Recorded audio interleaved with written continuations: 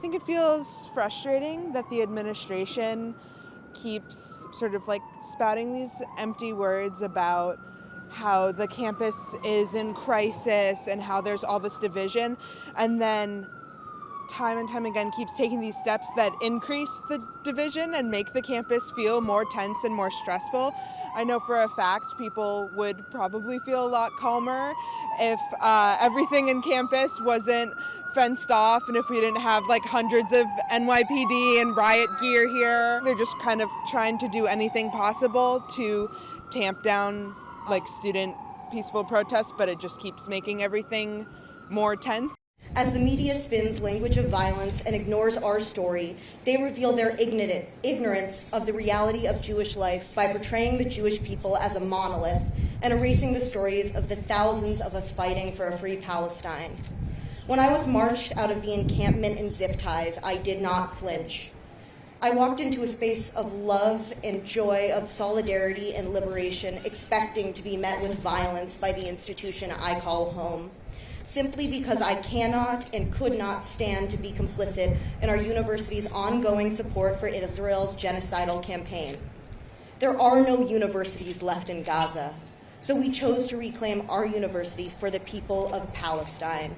I was suspended from campus 3 hours before my arrest, along with 2 others of my peers, because I have been a vocal Jewish voice in the solidarity movement since early this year, and I was arrested on a violation for trespassing on my own campus. I have never felt more proud to be Jewish and more in line with the values of my faith than when I was being taken out of Columbia's lawns with my hands zip-tied behind my back alongside 107 other students, risking safety and suspension in order to push our university to divest from genocide, apartheid, and occupation in Palestine.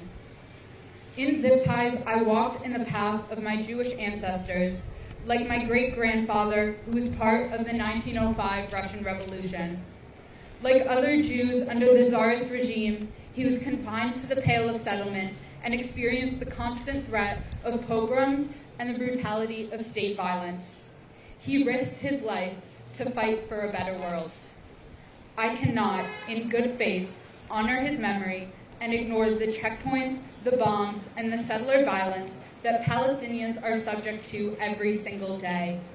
My college administration, my representatives in Congress, and my own president have continually acted as spokespeople for the Jewish community, equating anti-Zionism with anti-Semitism.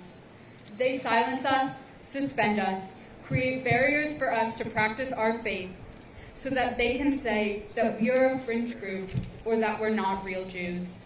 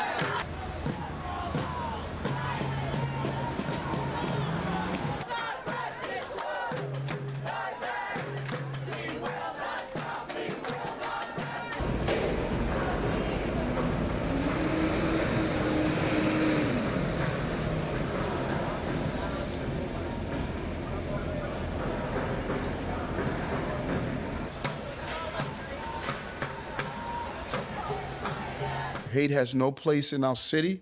We should not be seeing hate in our city, and that is what I'm going to continue to be involved. And when I saw some of the specific comments that were being made at Columbia University, it really gets in the way of what people are attempting to highlight and fight for, because we cannot fight to say save lives while we're saying let's destroy lives. That just doesn't line up. With the protests that you're seeing, there's a couple of things that, you know, and we should have showed the video of what happened, particularly at NYU. What I learned during the Black Lives Matters protests, when I was notified that under the previous administration that there were those anarchists that came into the city with the determination of really disrupting and tearing our city apart.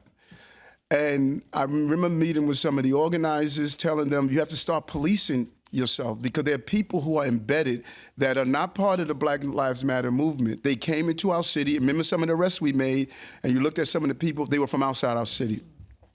We strongly believe that is the case right now, that there are people who are here, they latch on to any protest.